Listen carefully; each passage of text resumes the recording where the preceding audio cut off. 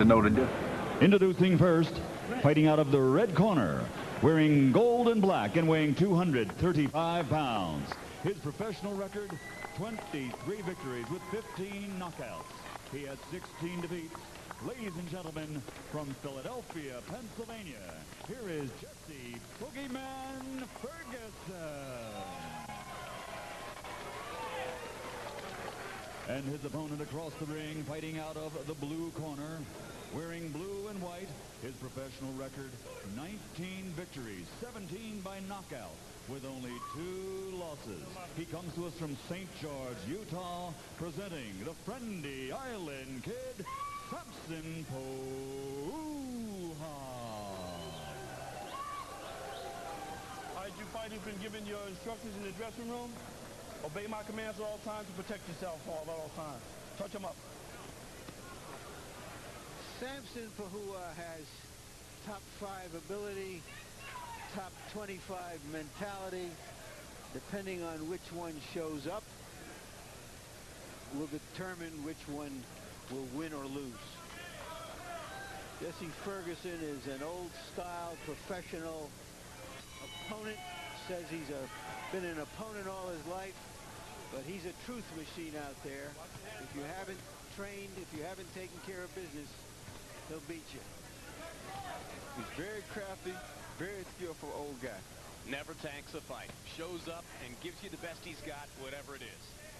Pouha looks to have a lot more punching power than he had at a bigger weight already.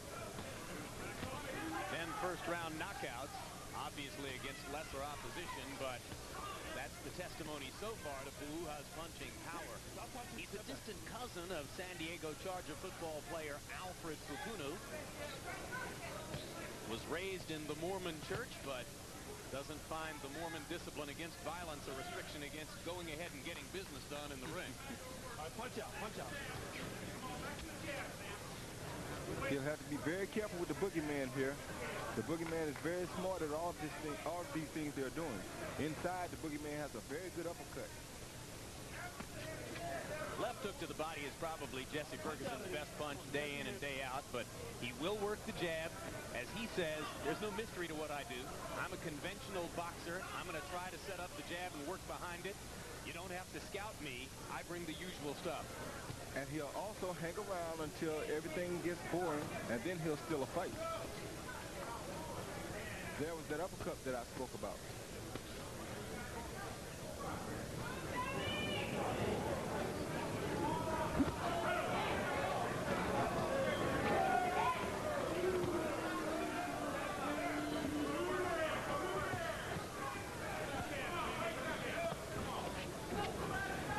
Most of the fighting at close quarters so far in round 1. This would appear to me to be in Ferguson's favor. Yeah, I'm wondering why Pouha wouldn't want to create some distance to make use of his punching power. Yeah, because the older guys usually have a lot of tricks in here, and his legs are not working as much as they would if he were on the outside. That was another good uppercut by the boogeyman. Jesse Ferguson having landed 2 solid uppercuts as they lean in shoulder to shoulder. Pouha trading punches at close quarters with Ferguson, and so far, Ferguson giving at least as good as he's getting. Pouha may have felt a little bit of the boogeyman's power just then. Pouha has boxing skills. He's been in the gym since he's 4 years old with his father, who still trains him, but he's not using them here. He's preferring to test his will and strength against the older fighter. Now he gets some distance. And now you see that jab. Yeah. And it is a thudding jab. Is this because he's tired, though? Could be.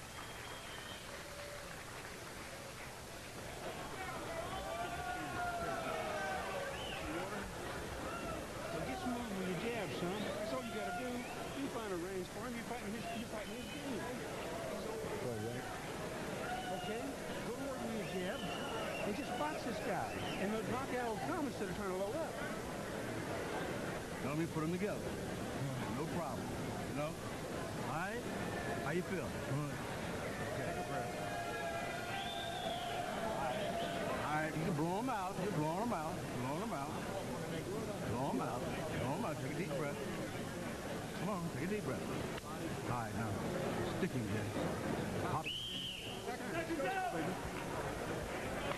Pau'uha tried to prove his Tongan warriorhood in the first round. His manager, Ron Weathers, trying to talk him into using more of his skills as he showed at the end of that round. Ron Weathers, the man doing most of the talking in Pau'uha's corner. You may remember him as the guy who, as a promoter, launched George Foreman's comeback career back in 1987. That career is still ongoing, though now without the involvement of Weathers. The jab that Pau'uha is throwing is very, very effective against the older fighter because the older fighter wants to get in close so he can land his big punches. The jab keeps him outside and neutralizes some of his tricks.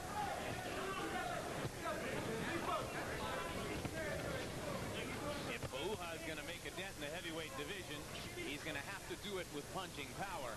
Jesse Ferguson was fairly negative about that in our meeting with him yesterday. He said, listen, I've been in with big punchers.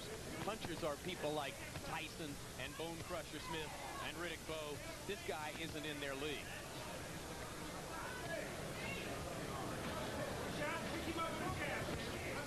Tyson got him in 6 rounds early in his career.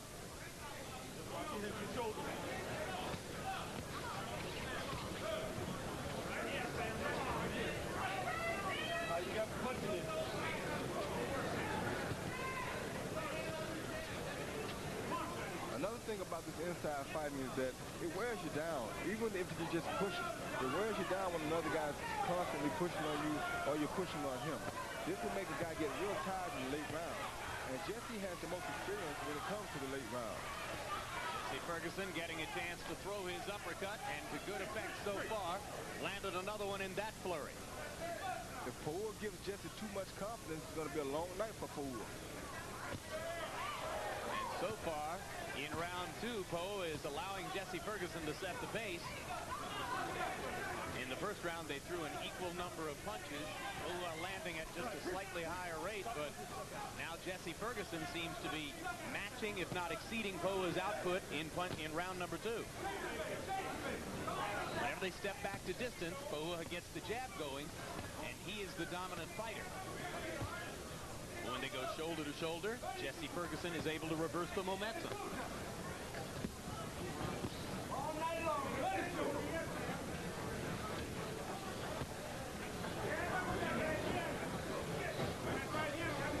I like the way Pau'uha keeps the head moving, though. He's a well-schooled guy. Yet another fighter trained by his father for a long time, and it's partially because of the fact that his father is his inspiration and his guide in the sport that he's sometimes been disinterested. He says, I have to do it for me, not for my father. I'm rebellious enough that when he wants it from me, I don't want to give it to him. And that's a that's one thing that can make a father-son relationship succeed, because he knows that when he doesn't want to, he doesn't have to. In Samson Pau'uha, you're looking at a fighter who's coming down from 300 pounds tonight, as far down as 258 in an attempt to be more effective. Earlier this evening, we saw a fighter who is never likely to weigh less than 300. He entered the ring at 302 tonight. 7-foot 2-inch Russian Nikolai Valuev fighting against Terrell Nelson. And Valuev showed punching power, some technical skill, and athletic talent as he pounded his way to a second-round TKO of Terrell Nelson. Didn't we see him, Jim, in a James Bond film? A reasonable facsimile there. What'd you think of Valuev, Roy? I think Andre the Giant's cousin looked pretty good. He's pretty interesting. He could be a distant cousin to Andre the Giant.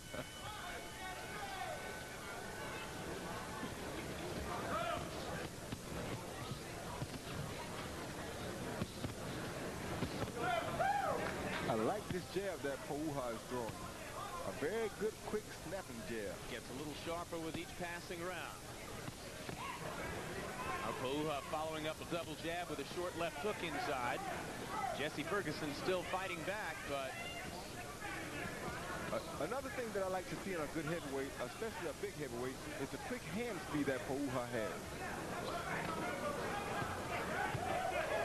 So he's shown you some head movement. Oh, there's the And uppercut. now he shows you how to go down after 2 Jesse Ferguson uppercuts. There's the uppercut that I told you about. Can't stay close to the boogeyman with that uppercut.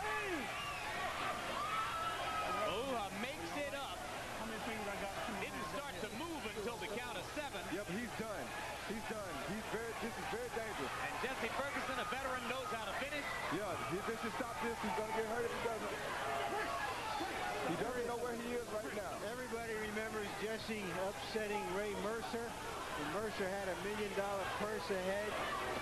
He is the quintessential journeyman professional, always in shape, always trying, and he's got this young fighter really in trouble. Luna's not going to get a chance to try to bribe his way out of this one. He goes down for the second time in the round. That's that right uppercut that I warned you about in the first round when I said he was too close to Jesse.